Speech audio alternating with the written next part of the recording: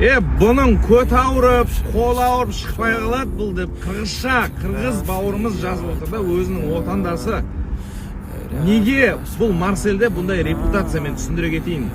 Бір жыл бұрын біз Марсель екеуміз Наматта төбелесу керек болғанбыз.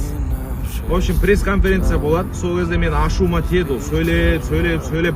Соны мен айтам, мен минуткаға жүрші деймін.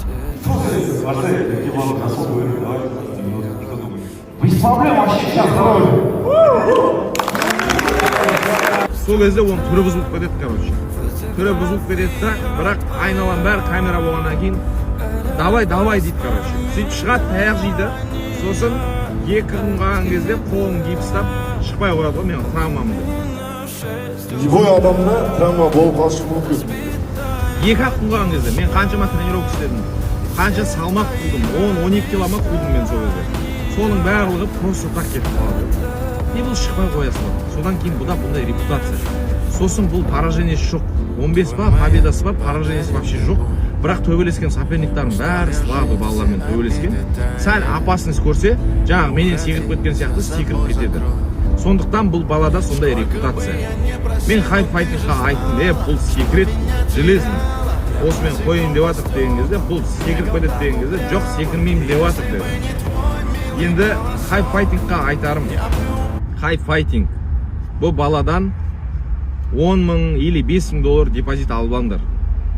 Ертең бой біткеннен кейін қайтарып береміз. Сол өзінің ақшасынан алып. Потому что бұл шықпай қоя салады. Либо 10-15 күн қалған кезде ұстап отырыңдар бір бөлмеде. Құлақ қамасын, қолына ауыртып, бетін жырып, или там жылап қап, ондай болмас үшін ұстап отыру керек бұны. Или қырғыз елі. Мен мынандай қырғыз бірінші рет көрдім.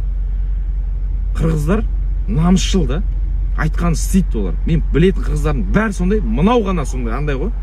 Секіріп кете салады, істемей қоя салады, бойға шықпай қояды, көп сөйлейді, одан кейін аумен болып кетеді. Мынау ғана. Мынаған айтыңдар. Намысың бар шығар, келістің ба, шық деп. Шық деп отырып шыққызу керек мынаны. Шықпай қалса, мына рилс сохранить етіңдер. Бойдан шықпай секіріп кететін болса, енді білмеймін, гражданствосын алып қоясыңдар ма? Бірдеңе істеңдер, бірдеңе қылып наказать ету керек, болмай кетті уже. Бұл әбден бар ғой уже.